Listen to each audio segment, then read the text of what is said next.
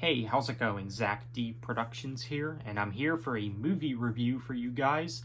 This will actually be one of 4 movie reviews in this particular franchise, and the franchise is John Wick. Now, we did recently get John Wick Chapter 4, which I do have yet to see. I will get to the theater very soon to go see that. So I figured it would be interesting to do a sort of review marathon for the John Wick films. I'll be reviewing all 4 films, so of course we got to start where it all began, with John Wick Chapter 1. So that will be my review for today. The first John Wick movie from 2014. As you can see, I have it on DVD right here. I also have it on Blu-ray. This is a really nice slipcover too. And I also have this John Wick collection that comes with chapters 1 through 3, which is definitely cool to own. And when it comes to owning multiple copies of a movie, I typically don't mind if it's a movie that I like a lot. And I do like this movie a lot. This actually might be my favorite of all the John Wick films, actually. Now, for the longest time, I would have said John Wick 3 was my favorite. Now, John Wick Chapter 3, I do think is a great movie.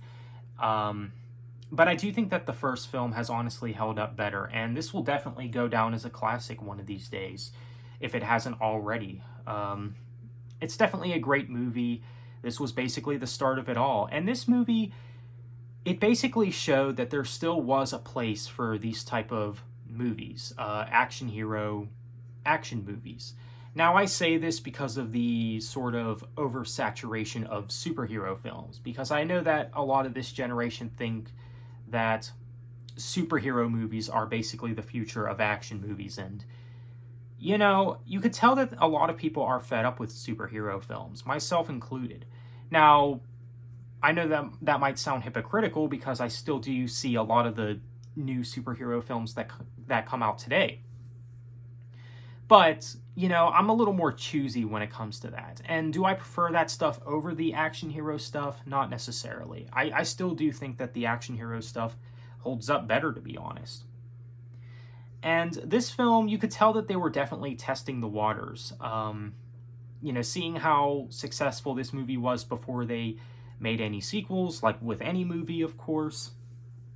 Now, you could tell, like, why these movies were very popular, the John Wick films. You know, again, it shows that there still is a place for these type of movies. These action heroes, you know, similar to, like, Rambo and Terminator and James Bond even. You can tell that there still is a place for these type of films. And John Wick's character, he's a very brutal character. You know, you could tell he just doesn't play around, and this film definitely demonstrates that. John Wick is, of course, played by Keanu Reeves, who is one of my favorite actors for sure, and you really can't imagine anyone else playing this character. So basically, the plot of the movie is, basically, John Wick is this retired hitman, basically, who loses his wife due to health issues, and he receives her dog as sort of a final gift from her. And then basically crap hits the fan when he meets these really bad guys at this gas station. You know, they reference the dog and also the car. And then they break into John Wick's house. They beat him up. They kill his dog, which I know is a very controversial scene and a very sad scene. And then they steal his car as well. And yeah, they basically hit John Wick where it hurts. And you do feel for him there. And you really can't blame him for, you know, feeling the way that he did after all that. And it was a very sad moment when they killed his dog, and you can tell that it was kind of for shock value. And that's one of the things that I do have to say about all the John Wick films, is there's a lot of moments in these movies where, you know, you could tell things happen mainly for shock value for audiences. Which, you know, I really don't mind too much. I mean, especially if it has an impact on the character, if there's character development, of course. So basically, John Wick basically comes back out of retirement, and he just does what he does best. And of course, he goes and gets revenge on the bad guys. You know, after the bad guys finding out that they messed with the wrong guy. You know, they get crap for it after finding out that they've messed with John Wick. And that's basically the plot of the movie. It's just, you know, a revenge story of John Wick getting revenge on the people that messed with him. And, you know, it's kind of different, kind of interesting. You know, I mean, revenge stories are not really anything new for film, but there's kind of a different twist on it. And that's one of the things that I do like about it. You know, it's a really cool movie. And again, I think it's going to go down as a classic if it hasn't already. It's a great movie, and again, might be my favorite of the John Wick franchise so far. Now, I haven't seen the fourth one, of course. That could be my favorite after seeing that.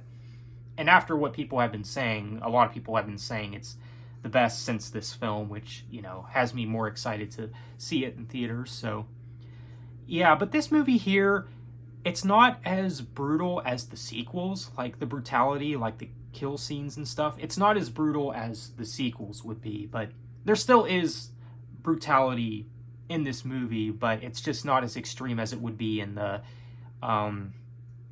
movies afterwards. And also, Willem Dafoe is actually in this movie for a brief bit, which is kind of cool. If you didn't know, he played the Goblin in the Spider-Man films. So, yeah, I really do enjoy the first John Wick, though. I think it's great. If I were to give this movie a score, I'd honestly give it probably a 9 out of 10, or maybe even a 9.5 out of 10. Honestly, I wouldn't give any of the John Wick films a score below an 8, to be honest. I mean, this is basically a near flawless franchise. We've yet to get a bad John Wick movie, which is great. So, the first film, John Wick, great, of course. Let me know what you think of this movie if you've seen it. Do you have similar thoughts as I do about this movie? Feel free to let me know what you think of John Wick Chapter 1. So on that note, thanks for watching and have a good one.